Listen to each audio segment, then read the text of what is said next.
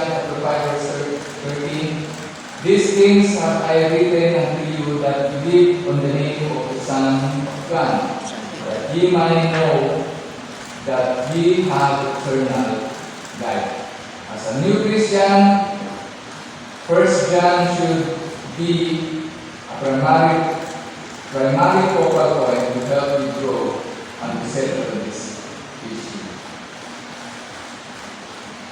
Lahat tayo po ay pinagkalooban ng Diyos na maging isang anak ng Diyos.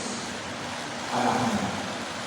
So, ibig sabihin, yung katabi mo, nandiyan na tumanggap kay Jesucristo, nagkaroon ng privilege na tawagin anak ng Diyos. Ibig sabihin, yan ay anak ng Diyos. Okay? Tingnan mo nga ulit kung anak ng Diyos yan. Tingnan mo nung may pagmamahal. Hallelujah. Nung may paglalambing. Kasi kapatid mo yan. Hindi mo lang asawa, hindi mo lang dahil kapatana, yan ay kapatid mo Sa Panginoon. sa Panginoon. Amen? Amen. So, napakabuti ng Diyos. Dati, wala kang karapatan na tawagin ng Diyos. Sino ba naman ako? Sino ba naman tayo na tawagin ng isang, o tawagin anak ng isang kataas-taasan, ng isang hari ng mga hari, the Lord of Lords, King of Kings. It's a big privilege. Dapat masaya tayo ito. No? Na meron tayong privilege ng anak ng Diyos. So, tayo ay magmamana. Ang karyaan ng Diyos. Kung wala kang mamanahin dito sa lupa, Sa dahil langit. yung anak o yung pagmamahal ng tatay mo, mga magulang mo ay sabi ko man nilang pigado. Sa langit.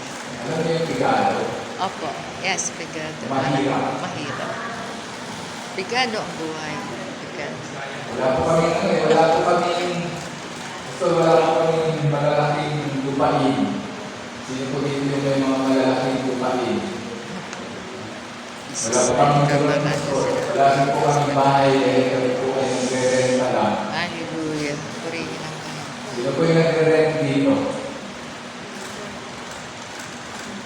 Ako nagre-rent pa rin ako eh. Nagre-rent ako. Kasi yung bahay ng distrito ko. Nagre-rentahan mo, pero pagdating ng araw, mapapasayo din. Yes.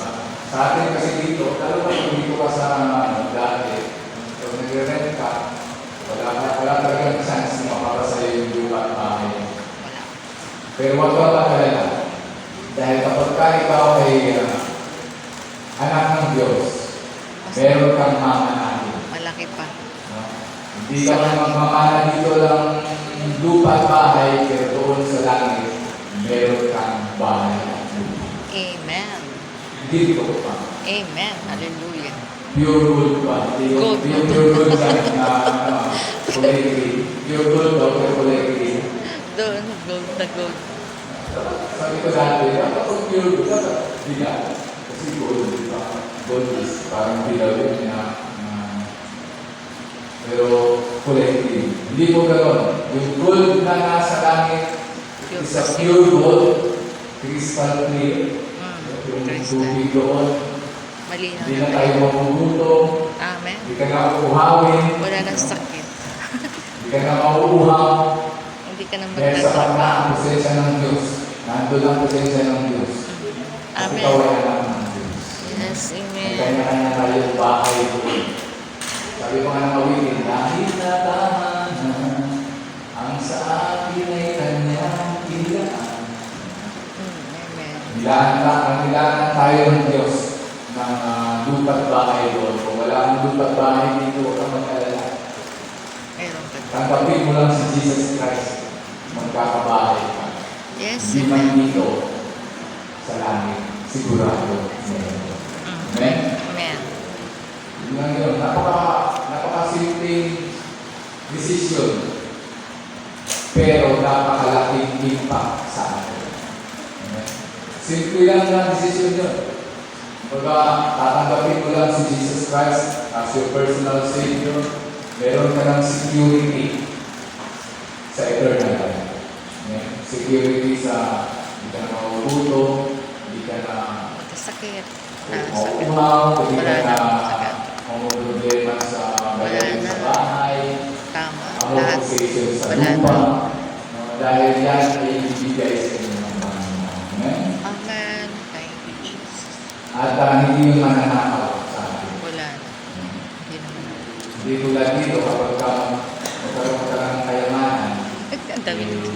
problemado ka na. Mag-hire ka ng security guard. Diba? Tagabantay. Mag-hire ka ng mga tao na titingin sa Magbantay. mga ari-arian mo. Pero doon sa langit, wala nang ganun. Amen. Dahil wala doon magnanakaw. Wala na. Yung mga magnanakaw doon, nagbago na.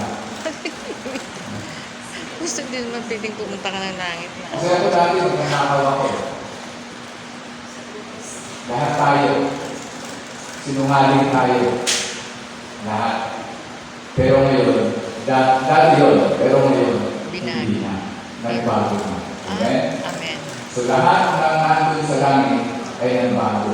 So, bago ka mapunta sa langit, dapat baguhin mo muna yung sarili mo. Amen. Amen? So, meron ka lang, kapag ka tinanggap mo si Jesus, you have an eternal security.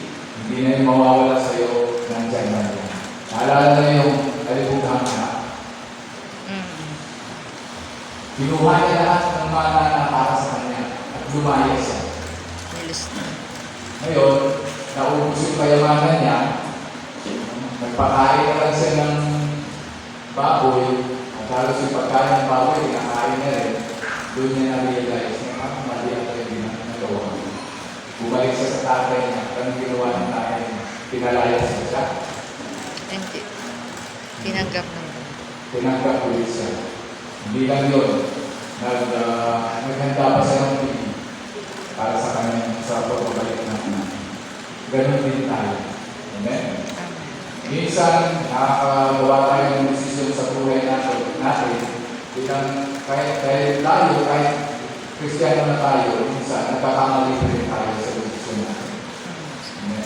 Minsan nagpapadalos-dalos tayo tayo. Aminin na natin sa hindi. Mayroon pa rin tayong desisyon na desisyon natin. Yes. Kasi nandito po tayo sa loob. Pero ang kagandahan, kahit nagkapag-desisyon tayo ng mali, naunawaan natin yung pagkakamali natin, humingi tayo ng kapatawaran sa Panginoon, ang Diyos ay patuloy pa rin na tatanggapin tayo.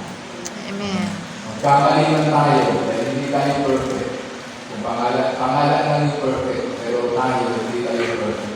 Minsan nagkakamali pa rin tayo. Bilang anak, nagkakamali pa rin tayo sa tatay natin. Pero ang maganda, pinapatawad tayo ng tatay natin. Hindi tayo matiis ng mga tatay natin. Pag nagkakamali tayo, tatanggapin pa rin tayo. Yes. Pumili lang tayo ng tawad. Amen? Amen. So, bilang isang anak ng Diyos, napakalaki ng pribileyo na binibigay sa atin, na nabibigay sa atin. Kaya, ikip natin yun. Paraguin natin yung gift na binibigay sa atin ng Panginoon. Makita sa atin yung salita ng Diyos, ay sa buhay natin dito, para nang sa ganun, tayo ay lumago sa presensya ng Diyos. Amen? Amen. So, salamat sa Panginoon. So, last one. Salvation is not based on feelings. It is based upon the truth of the Word of God. Kaya napakalaga ng salita ng Panginoon. Pagka tinanggap mo ang Diyos, kailangan mo rin pag-aralan yung mga salita ng Panginoon. Amen? Huwag lang tayong tagapaglingkod. Bisaya or tagapaglingkod, tagabutas ng upuan, tagasira ng upuan, kundi tayo po ay doers of the word. Amen. sinasabuhay at sinasagawa po natin. Yung mga pangaral, kahit sa Bible po, yan ay pangaral sa atin ng Panginoon. Kung paano mamuhay ng matuwid sa mundo. Amen. Bilang anak, pinapangaralan tayo at binibigyan ng instruction on how to be a good citizens bilang dito sa mundo nito. Bilang sa good example sa bahay natin, sa pamahalaan, sa barangay natin, lalong-lalo na good example sa pamilya natin. Amen? Amen. So, purihin ang Panginoon dahil tayo na ginamay na kami mo. Sabihan mo siya, ikaw ay anak ng Diyos. Ikaw ay anak ng Diyos. Anak ka ng Diyos, ha? Alalahanin mo yan. Yes, Kahit amen. saan ka magpunta, kahit saan ka makaroon, ikaw ay anak ng Diyos. Kaya pakita mo na ikaw ay anak ng Diyos. Amen. Amen? So, praise God. Bilang anak ng Diyos, dapat marunong kang kumangusap sa iyong ama through prayers. Marunong kang magkasama sa salita ng Diyos. Amen. Read your Bible always. Para meron kang communication sa iyong ama. Amen? Purihin ang Panginoon. Kayo po'y manalangin. Panginoon, salamat po Diyos sa araw na ito. Salamat sa mga salita mo na aming pag-aralan sa araw na ito. Salamat sa pribileyo na kami, O Diyos, ay